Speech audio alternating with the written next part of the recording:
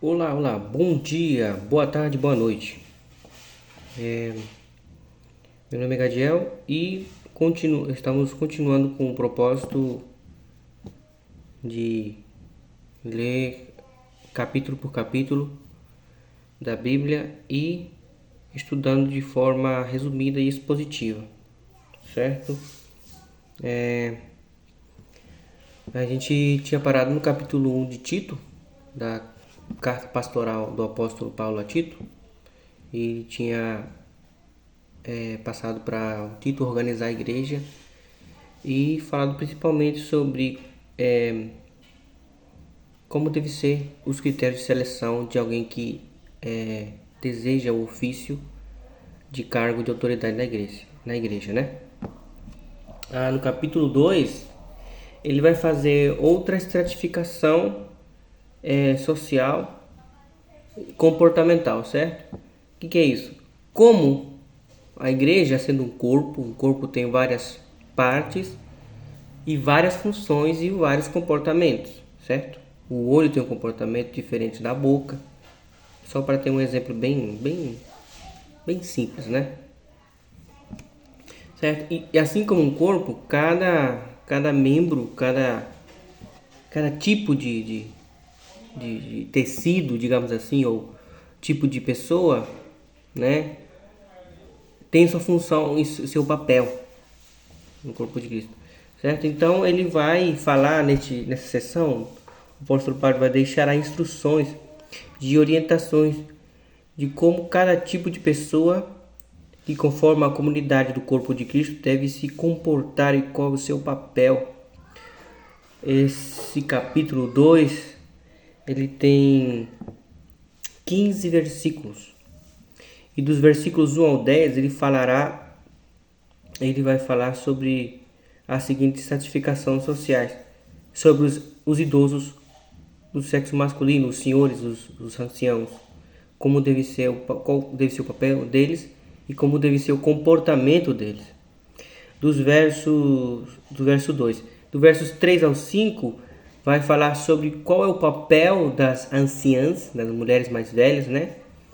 E qual é, qual é o papel delas e qual deve ser o comportamento delas, né? Dos versos 6 ao 8, vai falar sobre os jovens, qual deve ser o comportamento e o papel dos jovens. E dos versos 9 a 10 vai falar sobre os empregados, sobre os contextualizando, né, seria os empregados. Naquela época seriam os servos, né? Dos versos 9 ao 10. Da segunda parte desse capítulo, na segunda sessão desse capítulo, vai abordar como se manifestam, quais, de forma geral, panorâmica, como se manifesta a salvação nos seres humanos, né? Aos homens, né? Como se manifesta aos homens, né? E quais são as suas evidências gerais, dos versos 15 a 11. E vai falar também, na última parte desse capítulo, dos versos 14 e 15, fala qual deve ser o tema de exortação, de autoridade e repreensão dos oficiais, né, dos pastores, dos bispos. Qual deve ser o tema de repreensão, qual deve ser o tema de exortação, né, e de autoridade, certo? Vamos fazer uma leitura rápida desse capítulo, né? O primeiro tema vai falar sobre a exortação aos velhos, às mulheres, aos mancebos, aos servos e como o oficial, no caso Tito, deve ser ele mesmo um exemplo em tudo, né? E o segundo tema fala sobre a graça e a salvação, a de manifestar-se a todos os homens. E como oficial, nesse caso Tito, deve falar sobre ela, certo? Versículo 1 do capítulo 2 fala assim: Tu, porém, fala o que convém a sã doutrina, aos velhos que sejam sóbrios, graves, prudentes, sãos na fé, na caridade e na paciência. As mulheres idosas, semelhantemente, que sejam sérias no seu viver, como convém às santas, não caluniadoras, não dadas ao vinho, mestras do bem, para que ensinem as mulheres novas a serem prudentes, amarem os seus maridos, amarem os seus filhos, a serem moderadas, castas, boas donas de casa, sujeitas aos seus maridos, a fim de que a palavra de Deus não seja blasfemada. Exorta semelhantemente aos mancebos que sejam moderados, em tudo que dá,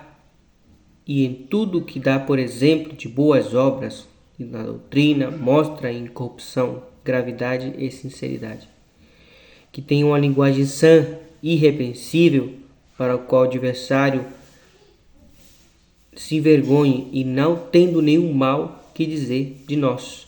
Exorta os servos a que se sujeitem aos seus senhores em tudo e agradem e não contradizendo-os, não defraudando, antes mostrando toda a boa lealdade, para que em tudo sejam ornamento de doutrina de Deus, no nosso Senhor Salvador.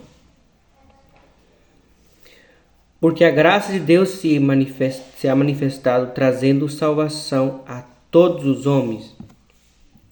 Como, ensinando-os que, renunciando à impiedade e às concupiscências mundanas, vivam neste presente século sóbria, justa e piedosamente, guardando o bem-aventurado e esperado aparecimento da glória de Deus e de nosso Senhor Jesus Cristo, o qual se deu a si mesmo por nós, para nos remir de toda iniquidade e purificar assim um povo seu especial, celoso de boas obras.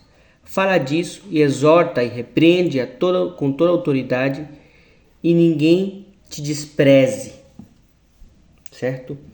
A palavra-chave para interpretar esse capítulo 2 estão nessas últimas palavras, certo? Um povo seu especial, celoso de boas obras. Celoso de boas obras. Celoso de boas obras.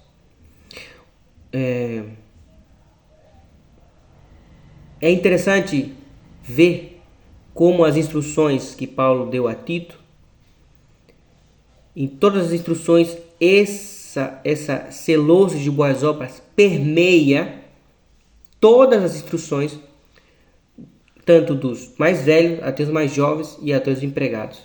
Como permeia,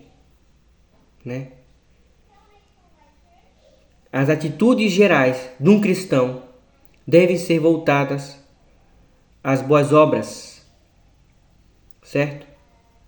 A doutrina tem que levar ao cristão a praticar, a ser zeloso de boas obras, ter ciúmes de boas obras, praticar boas obras, certo? É um zelo, é um cuidado de se ver envolvido em boas obras,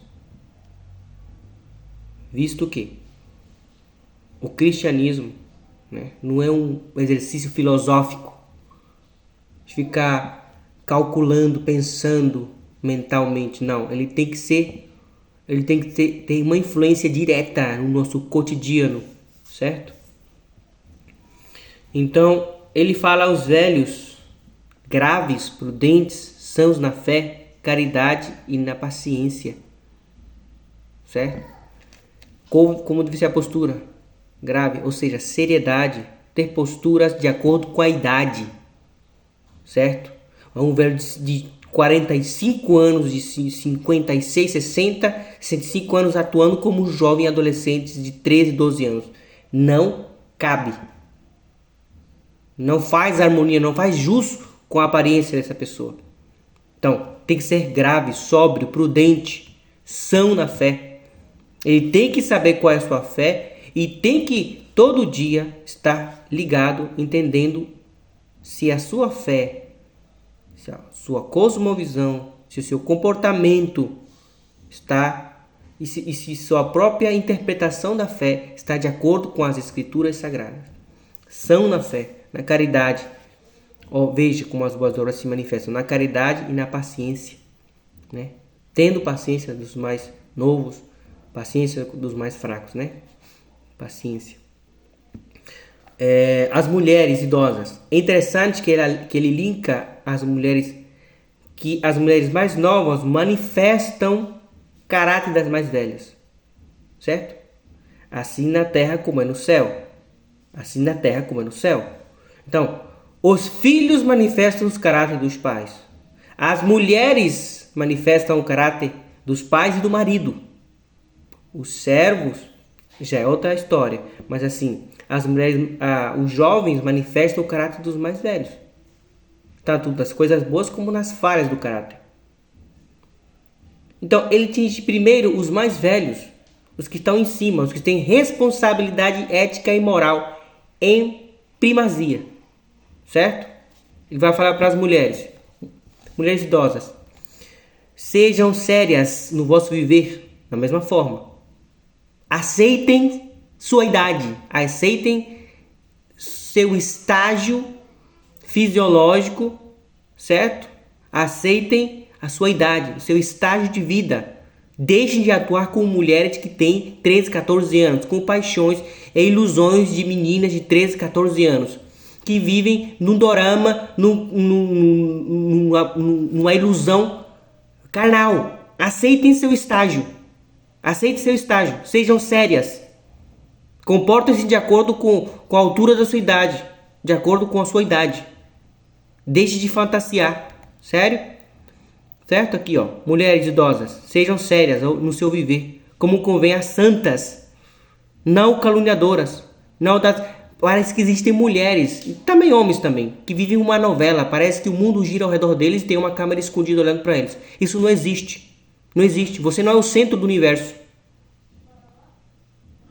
Então sejam santas, sérias, como convém a mulheres cristãs, não caluniadoras, não dadas muito ao vinho. Não está proibindo o vinho, mas não dadas ao vinho. Não se deixem dominar por ele. Mestras do bem. Não está dizendo mestras da fofoca. Não está dizendo mestras de querer se meter na vida dos outros. Não. Mestras do bem. Como que é isso? Como que é o mestre? A pessoa que é versada para fazer o bem, para vencer o mal, para trazer a paz. Entendeu? Para manifestar Cristo. Para convencer o seu marido. Para convencer ainda o sexo oposto na mansidão e no amor em fazer aquilo que é correto. Não impor-se por manipulações, certo? Mestras do bem, para que ensinem as mulheres mais novas a serem prudentes, amarem seus maridos, amarem seus filhos, né? Elas têm que ensinar. Por isso que aqui na terra como no céu, as meninas mais novas, as jovens, mostram a decadência, tanto quanto uma ética boa, como as qualidades das mais velhas. Então, de quem é a culpa? A culpa indireta não é de quem está fazendo. A culpa direta é de quem está acima desse que está fazendo o que está errado. Certo? No reino de Deus, quem deve ser corrigido primeiro são os que estão por cima. Em hierarquia, digamos assim, né? Serem moderadas, castas, donas de casa, sujeitas aos seus maridos, a fim de que a palavra não seja blasfemada. Ninguém fale mal do evangelho por causa do mau testemunho de vocês, né? Exorte semelhantemente aos mancebos. Agora vai falar sobre os jovens. Sejam moderados, tenham autocontrole, não vivam em excessos, né? Em tudo te dá, por exemplo, de boas obras, né? Tito, como jovem, ele tinha que ser o Sinete, tinha que ser um modelo de boas obras, né? Mostrando incorrupção, gravidade e sinceridade, né? Atuando de acordo com a idade também, de acordo com a postura da sua idade. Eu sou um jovem de 30 anos, sou um jovem de 29, não posso atuar como um moleque de 11, como uma pessoa que não tem maturidade, que não quer responsabilidades, que não quer assumir seu papel de acordo com sua idade, de acordo com a sua postura, certo? Né? Então, ele fala, tudo te dá por exemplo.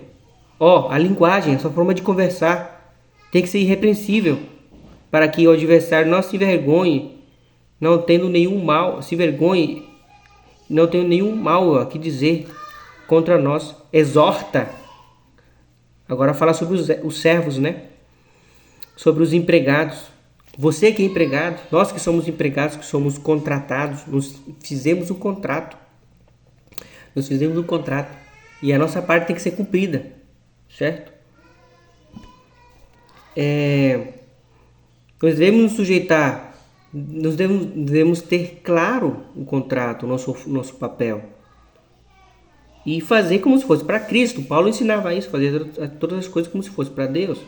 Então, quando você chega tarde ao trabalho, atrasadão, sem avisar, quando você não cumpre com aquilo básico que você assinou, então você está sendo uma pessoa que não está sendo para a glória de Deus, para os seus contratantes, né? Ou falar, agradar em tudo. Nossa, mas para a visão, para as pessoas do mundo, você está sendo puxa-saco, um bajulador, um lisonjeador do seu chefe. Tá ali, puxando o saco. Não é puxando o saco. Agradando em tudo, não contradizendo. É para fazer assim? Tá nas regras? É para fazer assim? Vamos fazer. Vamos fazer isso e é com excelência, né? É para fazer. Não defraudando, antes mostrando toda a boa lealdade, para que tudo seja um ornamento da doutrina de Deus e nosso Senhor e Salvador, né?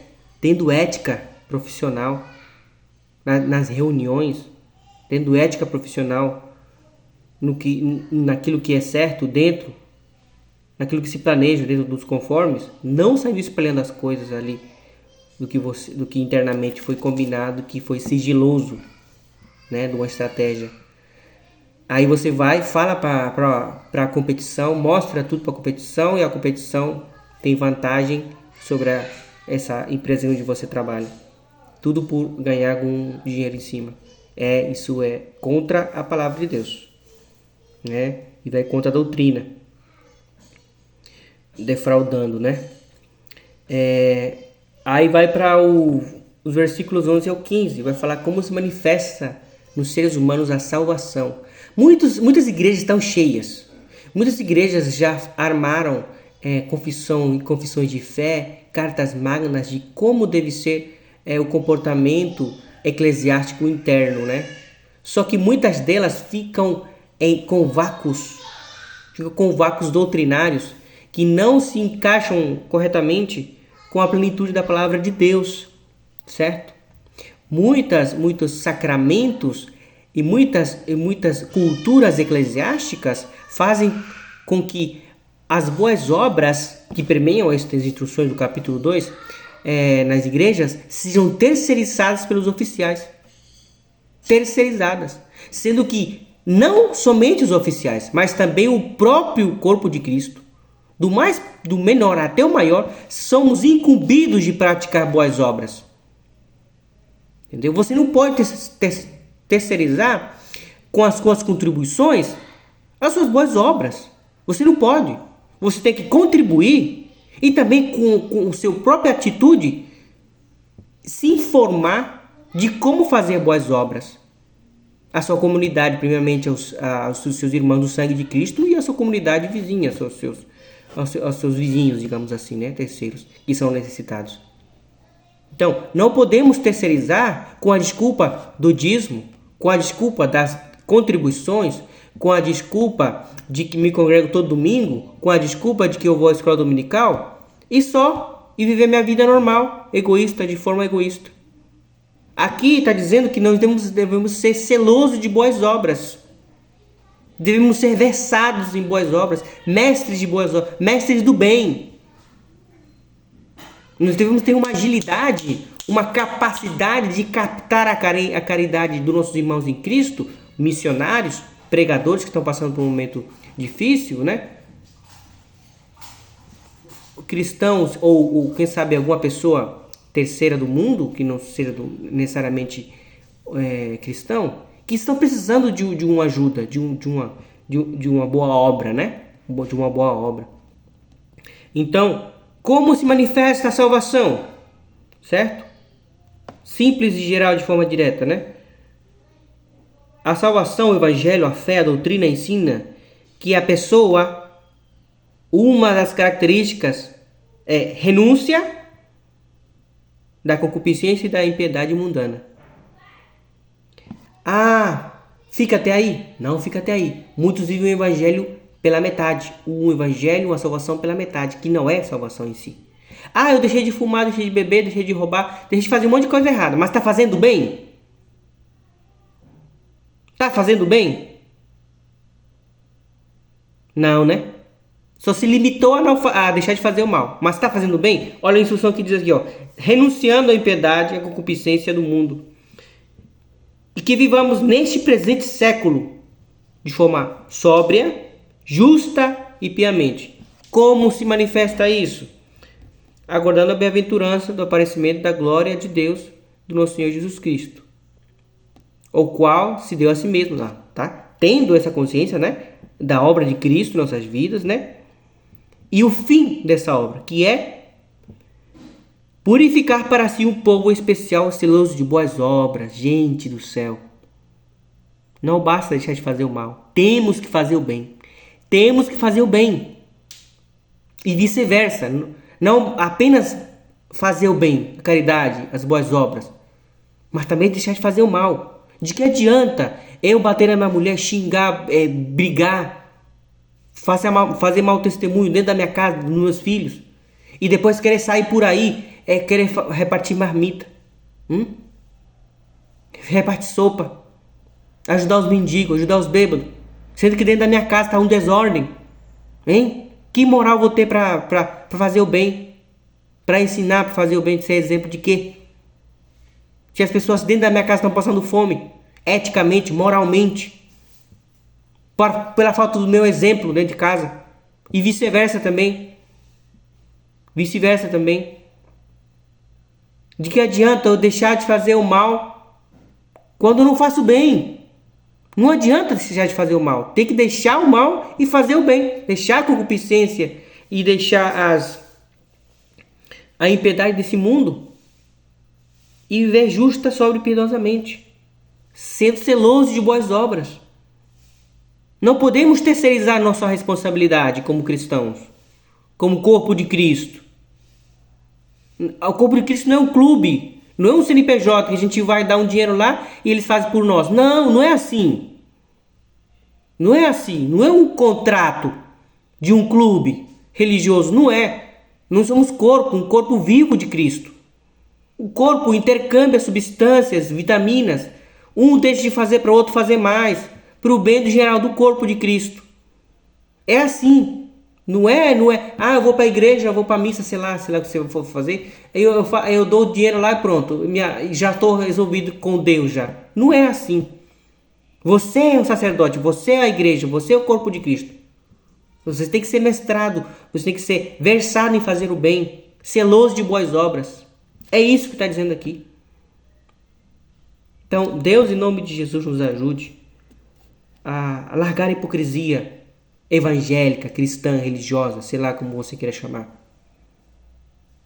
Porque ninguém pode enganar a Deus. Deus já deixou de forma evidente e clara nesse capítulo como se manifesta a salvação a todos os homens.